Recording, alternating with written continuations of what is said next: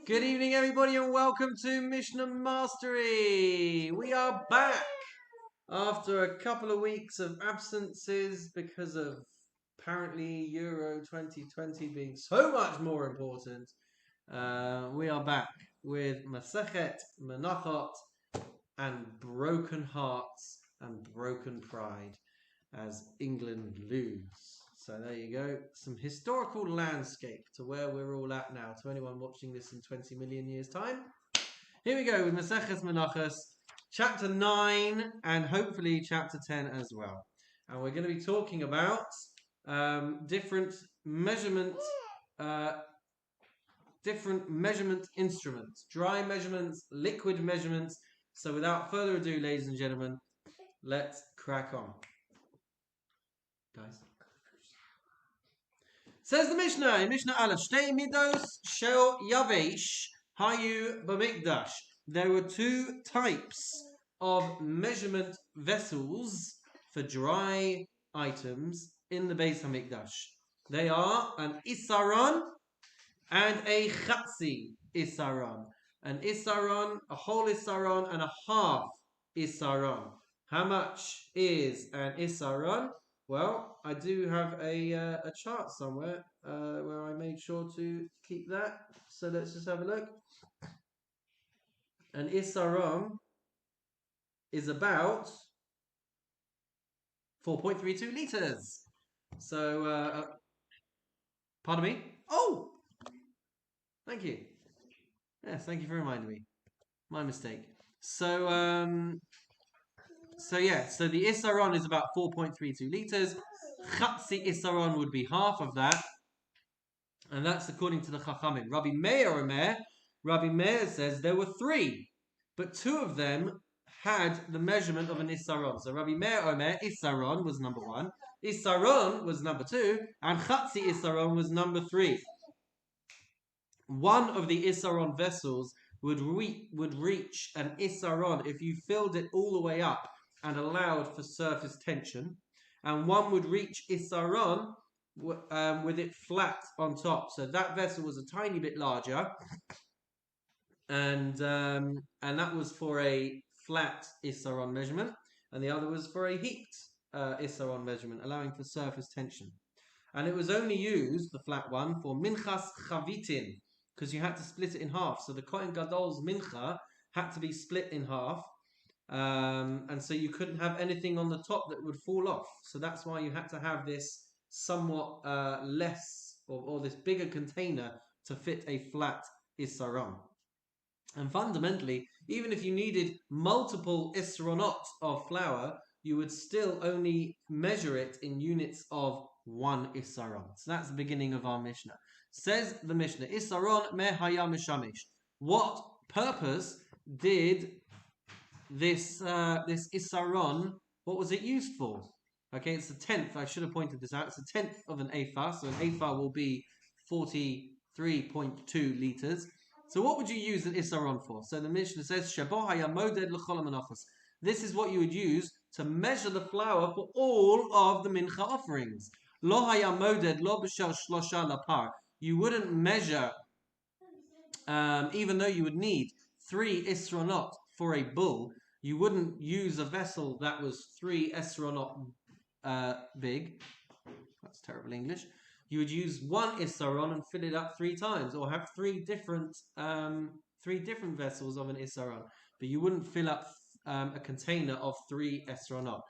V'lo b'shel shnayim la'ayil, and you wouldn't have a vessel that would take 2 esronot for the mincha that accompanied the ram.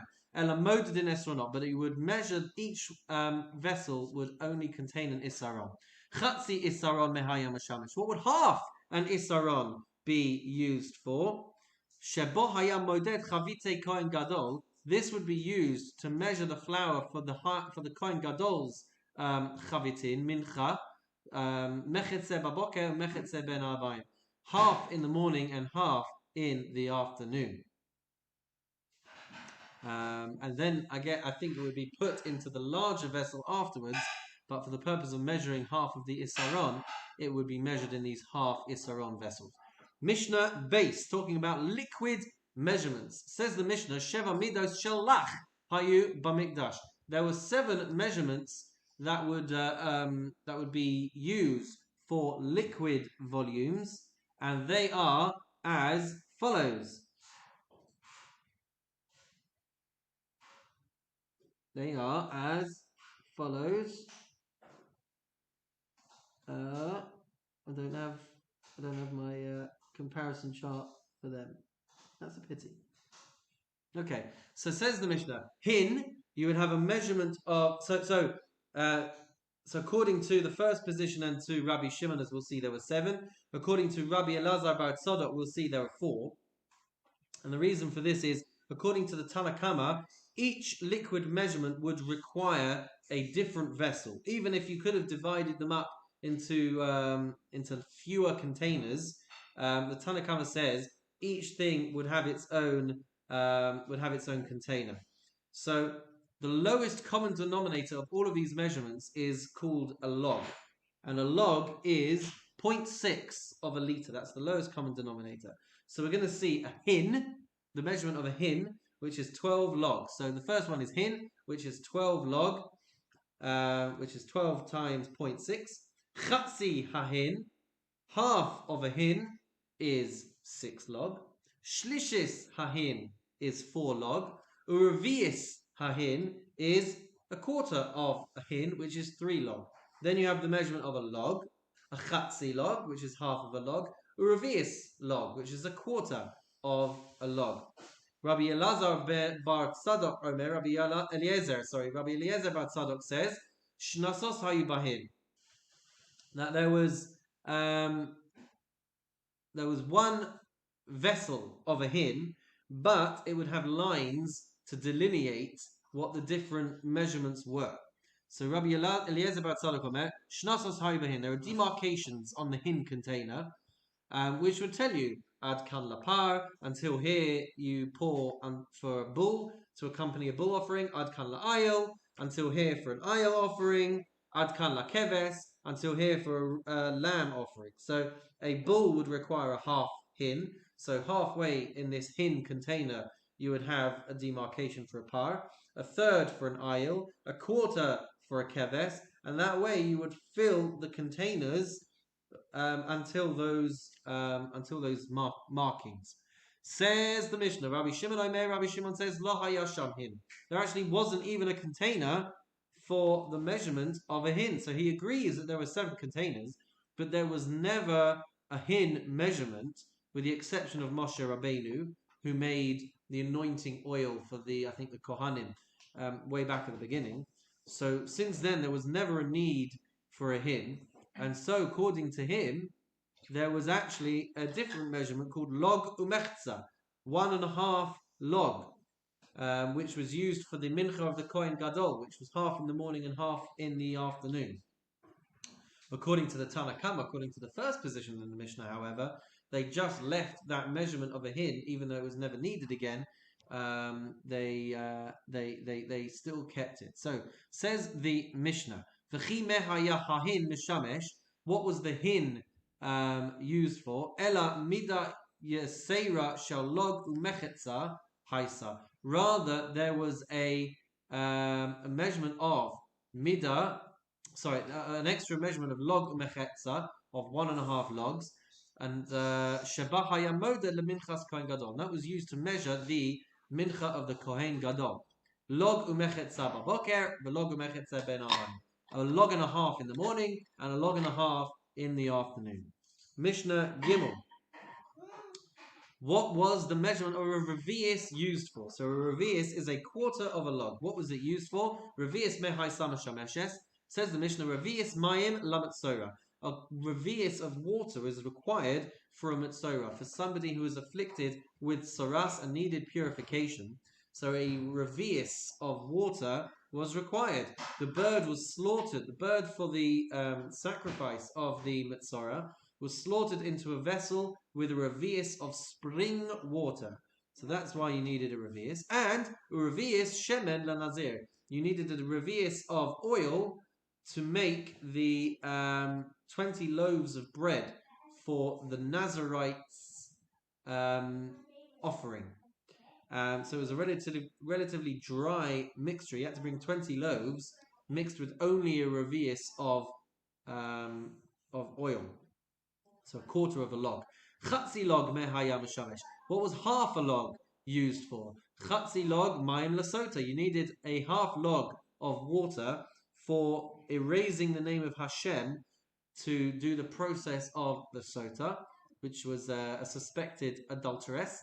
V'chatzi log shemen latoda. And you needed half of a log of oil to process the 3 types of loaves for the gratitude, Thanksgiving mincha.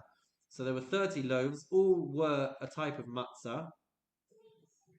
And so you needed chatzi log for those 3 types of loaves of matzah. And you needed a chatzi log for the chametz, 10 loaves that would accompany a Thanksgiving. So there were 40 loaves in total. 30 of these loaves would require a chatzi log, and the other 10 would also require a chatzi log. Uvalog, what about a standard measurement of a log? What was that used for? So the Mishnah says, Uvalog hayamoded lachol. Uvalog hayamoded lachol hamanachos. That was the standard measurement for all menachos. Every other mincha, every standard mincha would have 1 log for every isaron. For every 4.32 liters of flour, there would be 1 log of oil.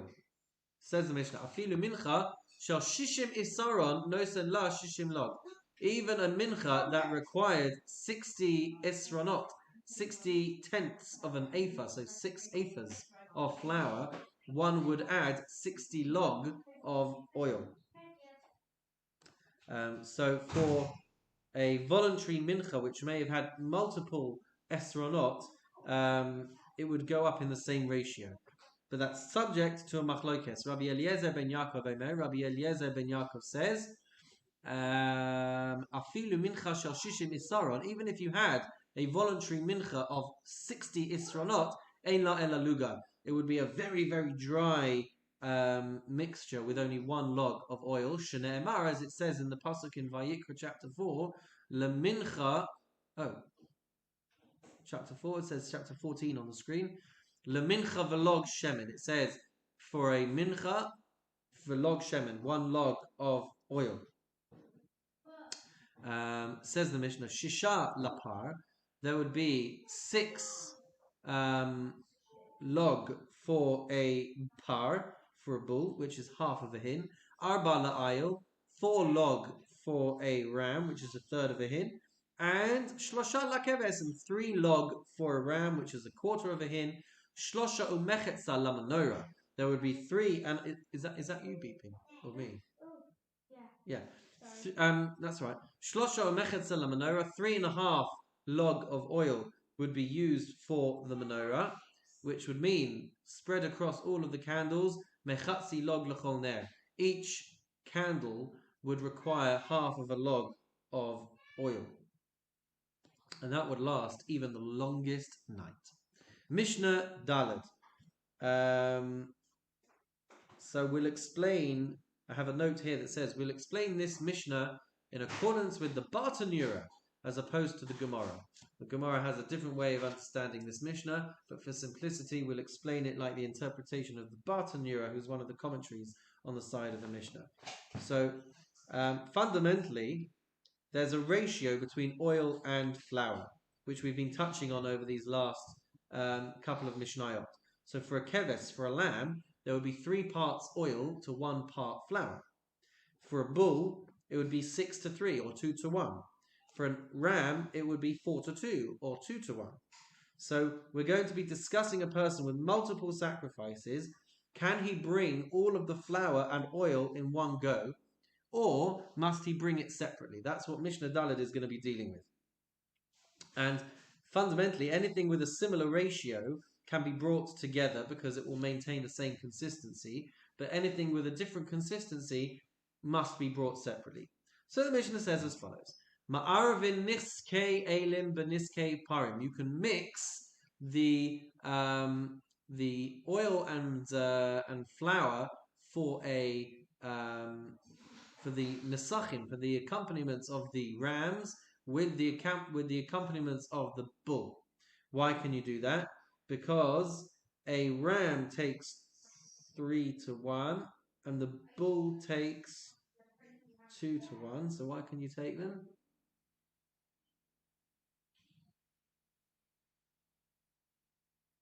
One may mix together the libations of bulls with the libations of rams, because they have the same ratio of flour to oil, 2 log of oil. But I thought I just said that they don't. Okay, I've made a mistake then. So you can mix the libations of bulls with the libations of rams because they do have the same ratio of 2-1, says the Mishnah. Likewise, niskei kavasin beniskei kvasim. You can mix multiple libations for rams because they had the same ratio. Shel yachid v'shel tzibur. You can mix an individual's offering with the individual of the public if they have the same ratio. Shel yom v'shel emesh. You can mix the libations required of one day with libations required from a sacrifice from the previous day, because as long as they weren't in a holy vessel from the previous day, then you've got the ability to bring the libations the following day. But you cannot mix the nesachim of a lamb with the nesachim of a bull or a ram because of the problem of the ratio. And says the Mishnah,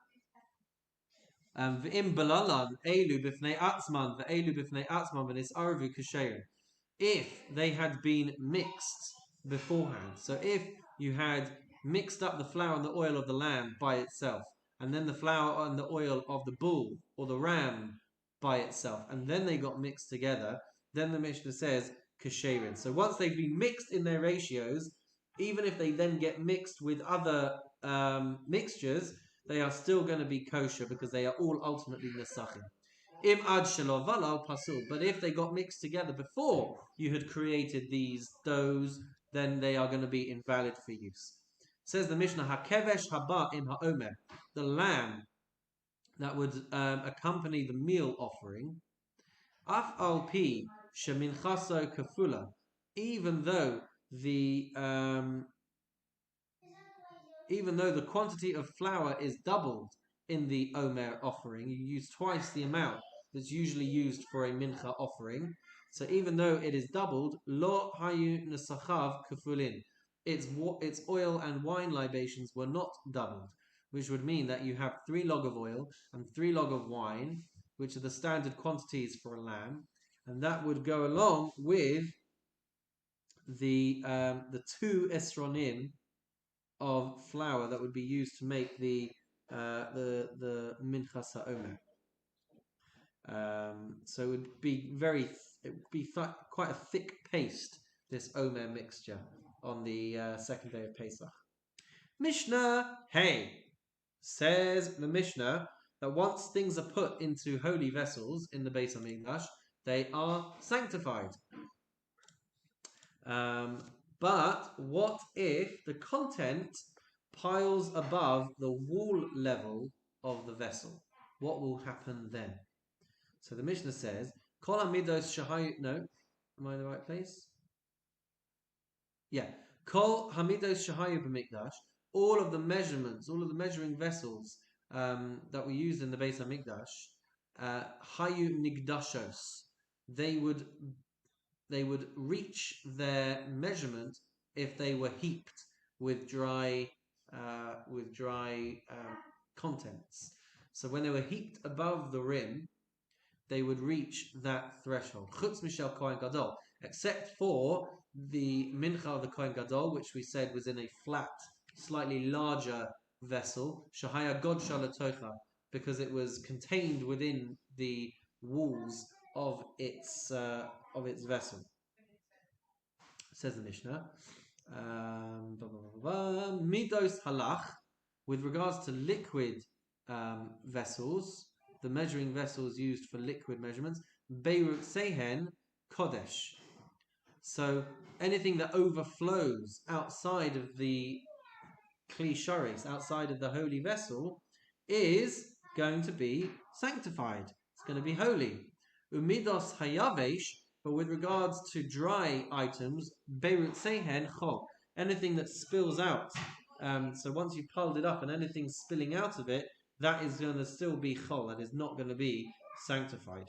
Says the Mishnah, Rabbi Akiva Omer, midas halach kodesh, with regards to liquid measurements, anything that overflows is going to be, anything inside is kodesh, lafichach beru sehen kodesh, and therefore anything that spills out is going to be holy. Umidas hayavesh chol, but with regards to dry measurements, according to Rabbi Akiva, the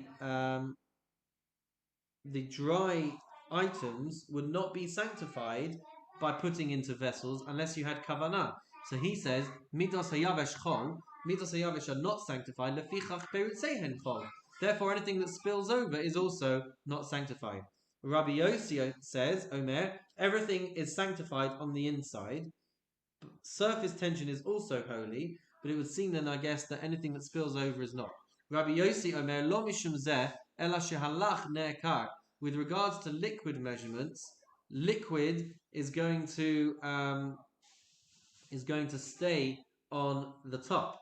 So because anything on with regards to liquid is going to stay on the top, it's going to remain kodesh. V'hayavesh enon ne'ekar.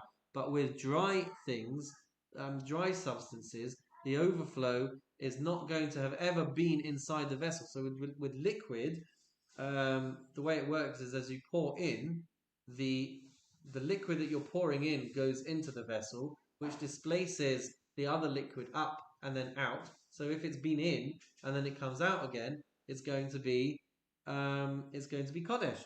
But with dry substances, when you pour in, it's not displacing anything as it goes. It's merely pushing down on the stuff that's already in there. Which is why dry substances that fall out are not going to become kodesh. Mishnah Vav. For the next two Mishnayos, we are going to be discussing the different. Let me know if I'm going too fast. We're going to be discussing the different. Why would we say that now? We've been doing this for a year. We're discussing differences between libations and smicha, and resting hands on an animal. Says the Mishnah, Kol korbanos hatzibur, all public offerings, v'hayachid, and individual offerings, te'unin nesachim, they require libations, they require these minchas, they require wine.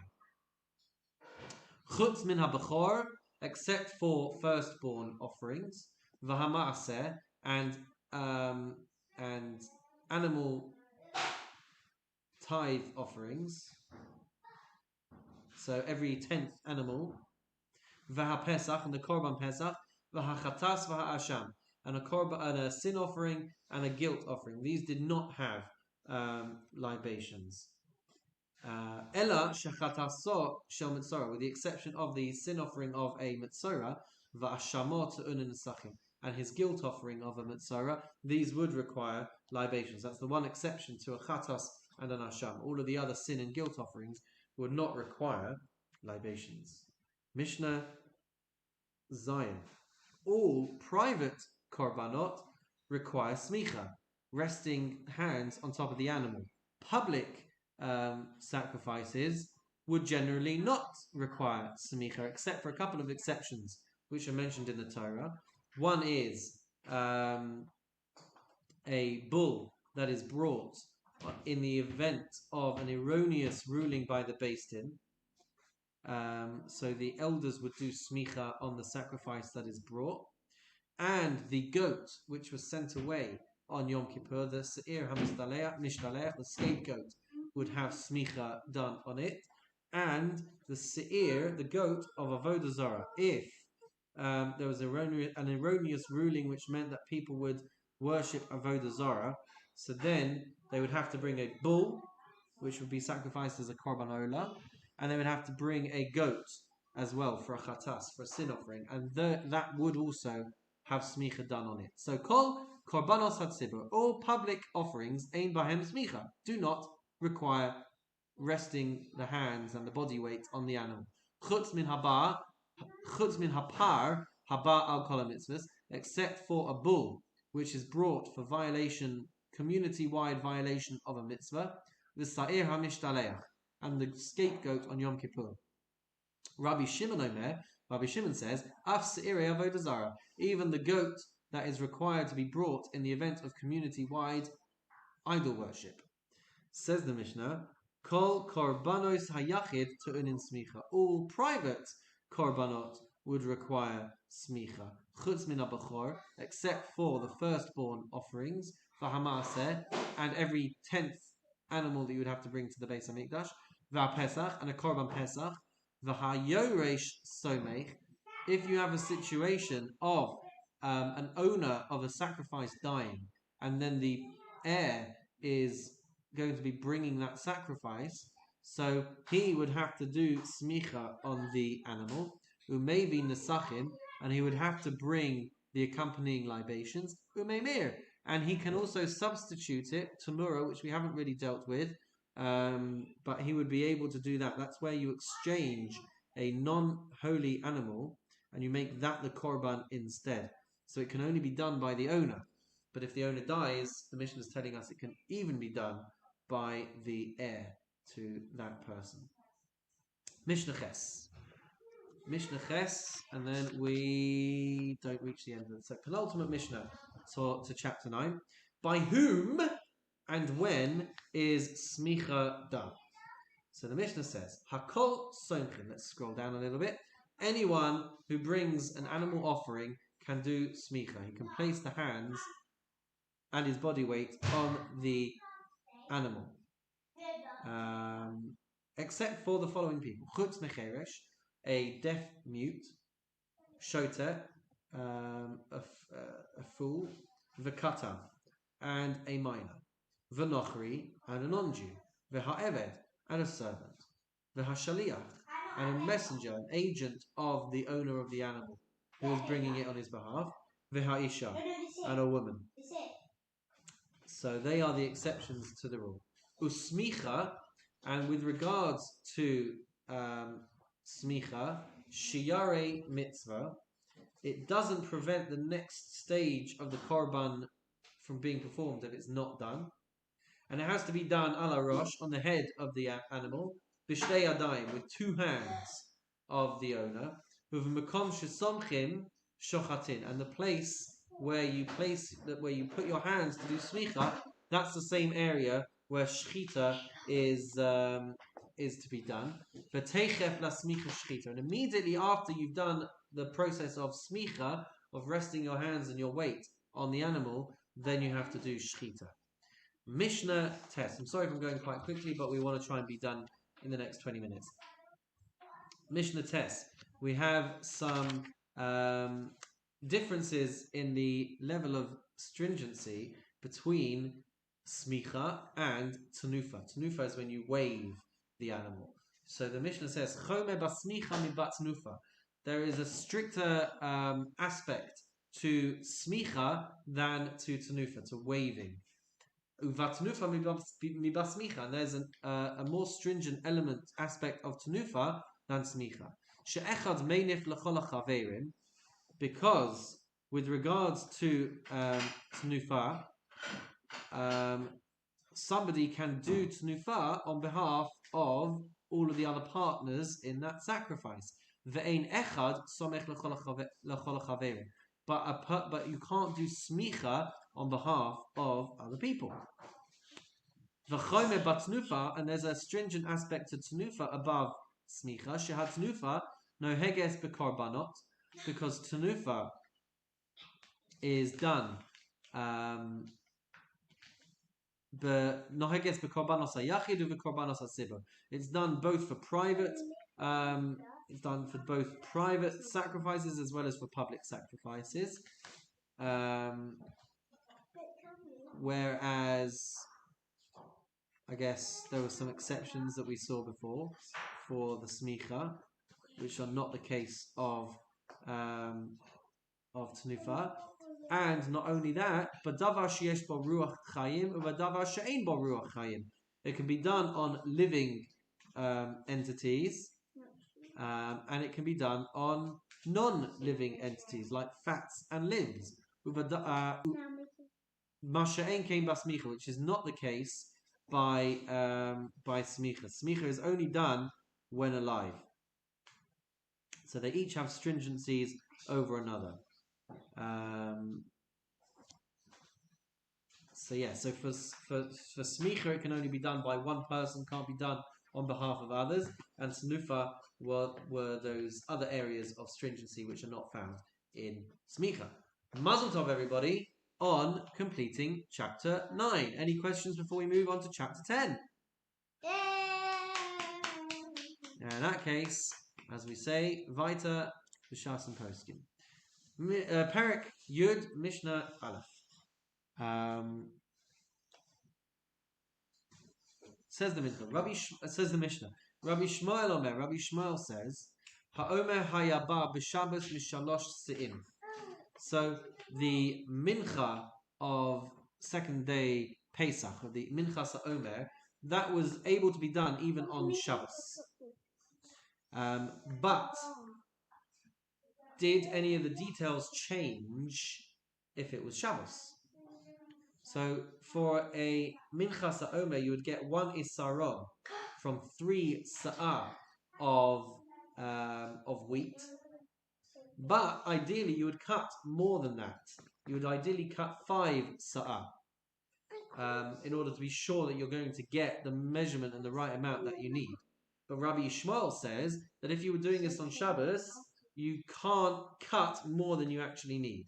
So Rabbi Shmuel says you can only cut 3 sa'ah because it's Shabbos. You can't go above and beyond. Even though you can push off the laws of Shabbos to be able to bring minchas ha'omer, you can't go too crazy.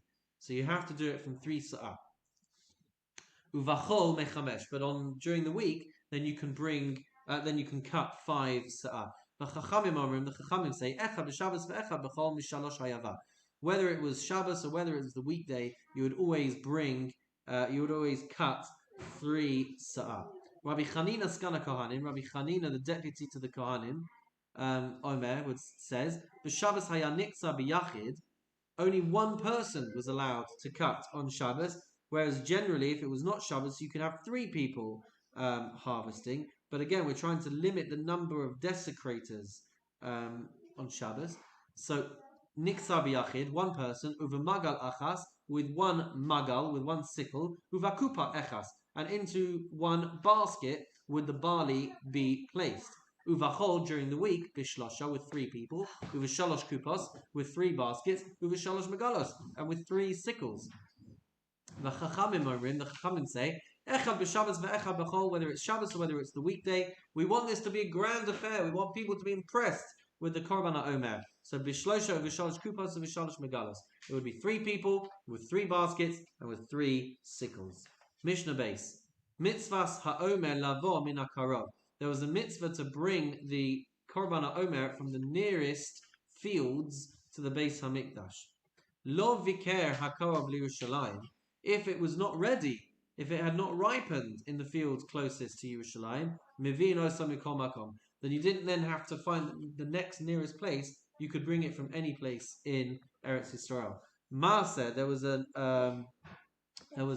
scenario, there was an incident that occurred during the siege of Bayis Sheni, during the siege of the second Beis Hamikdash, Sheba Migagos Serifin, where it brought it from a place called Gagos Serifin.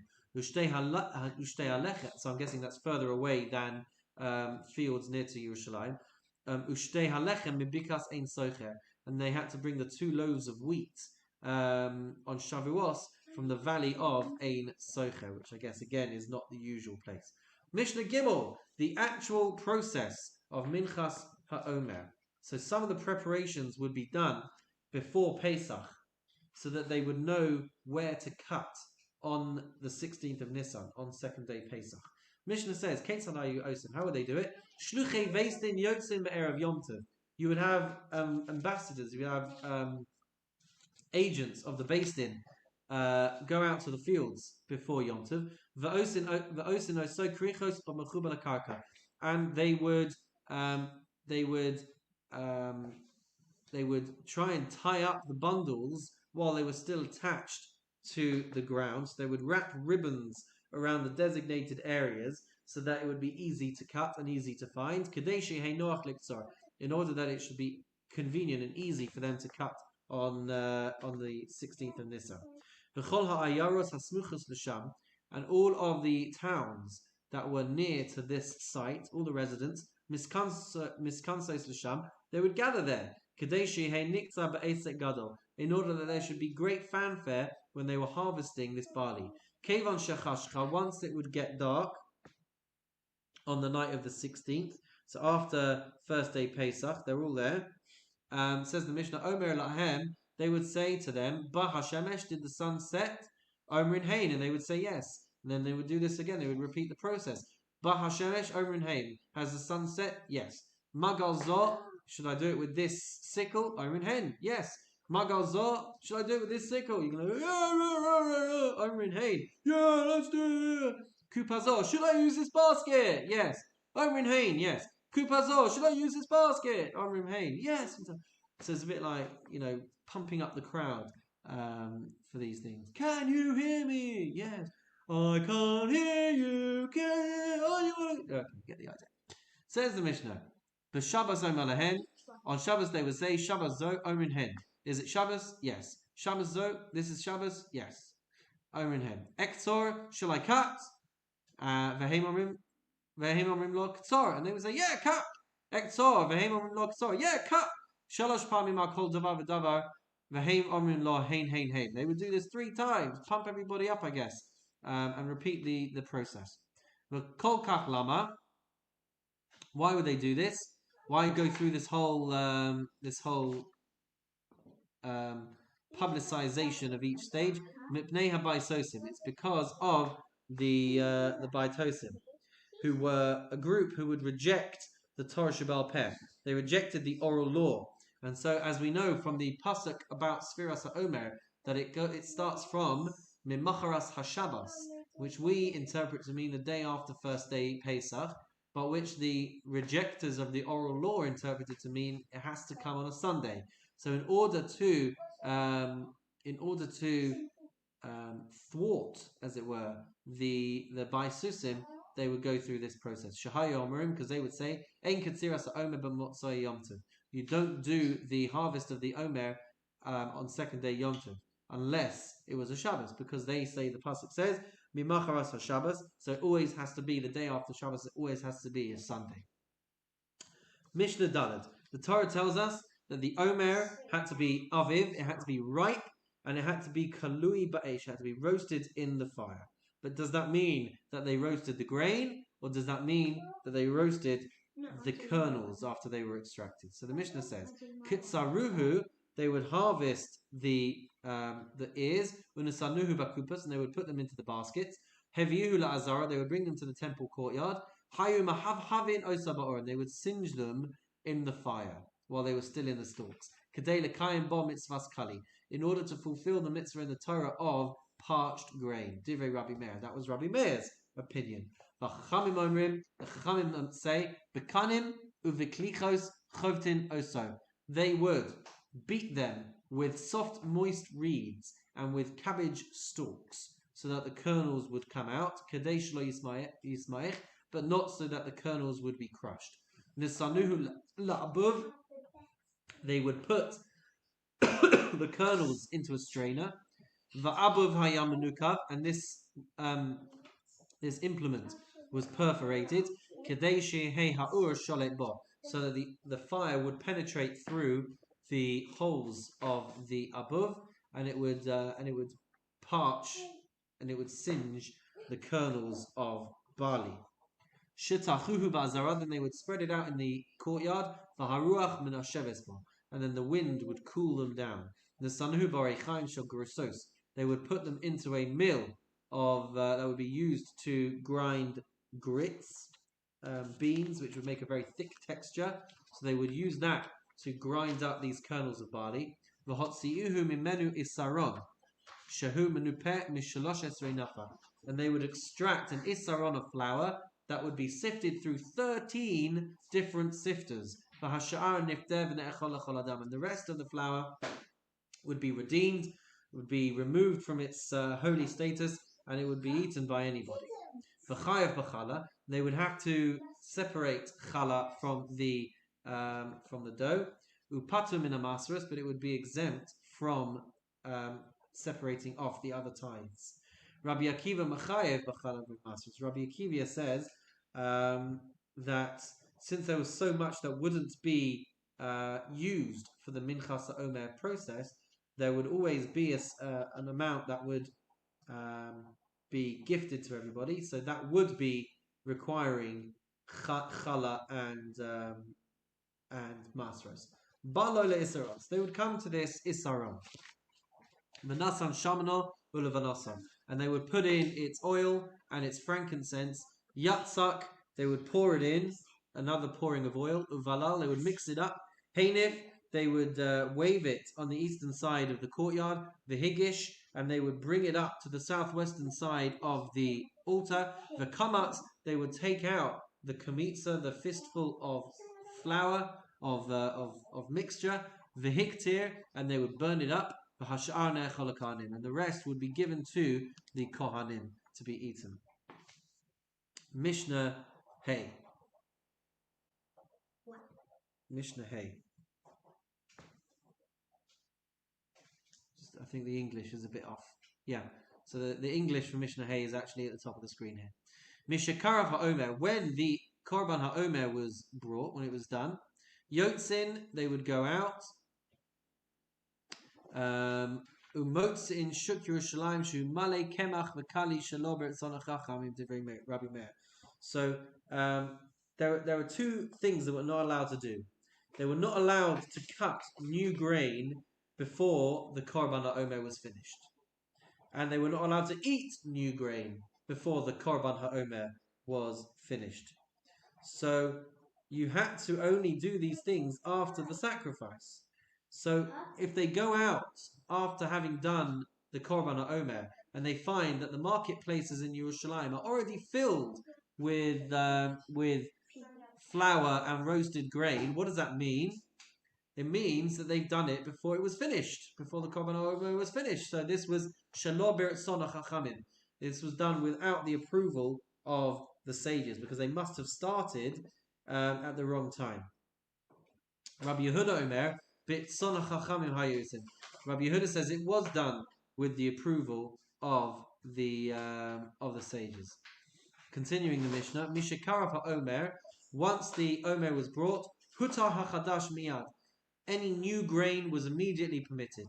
V'harachokim, right? So anyone in the proximity of Jerusalem would know when it was finished. What about those who live too far away? V'harachokim mutarim mechatzos hayom u'lahalan. Those who live too far away, it would be permitted from middle of the day and onwards, because you could be sure it would be finished.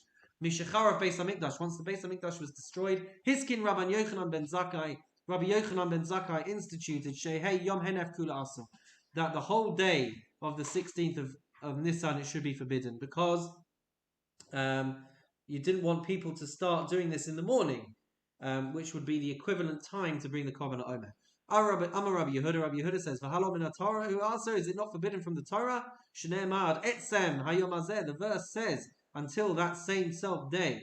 So mipnei marachokim mutar mechatzos hayom lahalan. So why then were people living too far away allowed to go from midday and onwards? Because they would know that the Beis Din are not lazy, and so they would know that by midday in the Beis Hamikdash it would have been done. Mishnah Vav, trying to pick up the pace a little bit, running out of time. HaOmer Haya Matir B'Medina. Excuse me. The Korban HaOmer would allow for people to consume new crops in the rest of the country outside of the Beis Hamikdash. Ushtei halechem b'mikdash, and the two loaves of Shavuos would permit bringing new crops into the temple.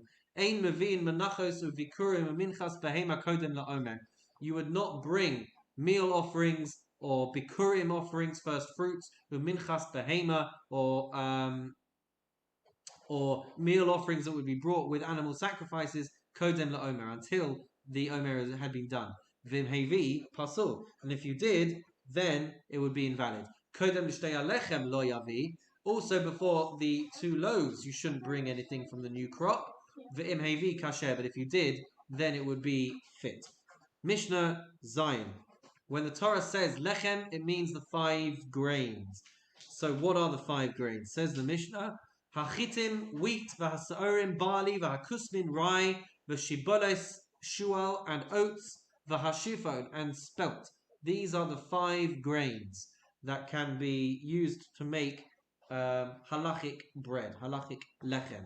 Chayavim b'chala, which means that if you have 1 1/4 kav, which is just over a kilo of flour, you have to separate challah. Umitztafin zeim zeh, and if you have multiple flours, multiple doughs from different types of flour, they can all combine to reach the required amount to separate challah. Va'asurim b'chadash milifnei pesach. You can't use any of these 5 types of grains until the 2nd day of Pesach if they have been recently grown. Umeliktzor milifnei ha'omer, and they can't be harvested before you have brought the korban ha'omer. V'hishrishu kodem la'omer, if they took root before the korban ha'omer, then the Mishnah says ha'omer matirim. The bringing of the omer will permit their consumption. V'im lav, and if not, if they take root after that year's omer, asurim ad shiavo omer haba, then you have to wait until the following year before you're actually able to harvest it and use it. Mishnah Ches. If there's a field of inferior grain, we will see that you can harvest before the omer, because it would never be brought for the omer, and so it's just going to be stored. So the Mishnah says, Kotzrim beis hashlachim sheba amakim.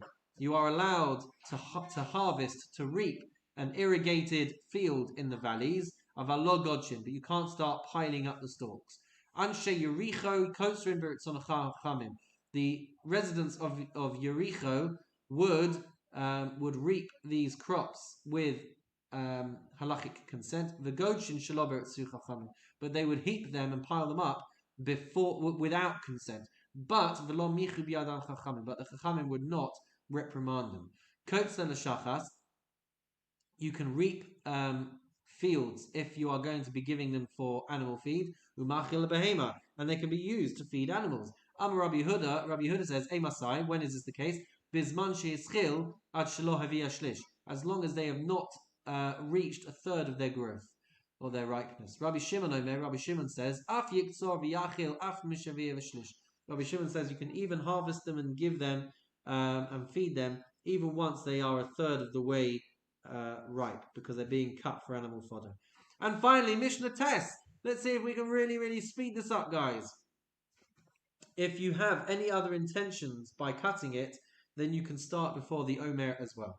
So, kotzrim mipnei hanatias. If you're reaping the crops because you are trying to prevent weeds, mipnei beis ha'evel, or because you need to create space for mourners to be able to sit and be comforted, or mipnei bittul beis hamidrash, or to create space for people to be able to learn Torah, because if you don't, then they're going to be wasting their time, and that will be bittul Torah. So then you can do it. Lo ya'aseh osan krichos, but you can't make it into large bundles. Aval manichan savasim, but you can make small bundles, small sheaves out of this. Mitzvahs omer lavo min akama. The mitzvahs of bringing the omer had to be from standing stalks. Lo matzah, but if you could not find any standing stalks, then yavi min amarim, you could bring it from sheaves. Mitzvahs lavo min alach. It was a mitzvah to bring it from fresh, moist grain. Lo matzah, if not, yavi min yavish, then you could bring from dry. Mitzvah liksor balayla. The mitzvah was to reap the grain at night. Niktzar bayom kasher, but if it was reaped in the day, then it is valid. V'doiches Shabbos, and reaping the grain for the mitzvah omer would override the laws of Shabbos. Mazel tov on completing chapter 10. 7:20, we're off to shul. Have a wonderful and meaningful night, and we'll see you again next time on Mishnah Mastery.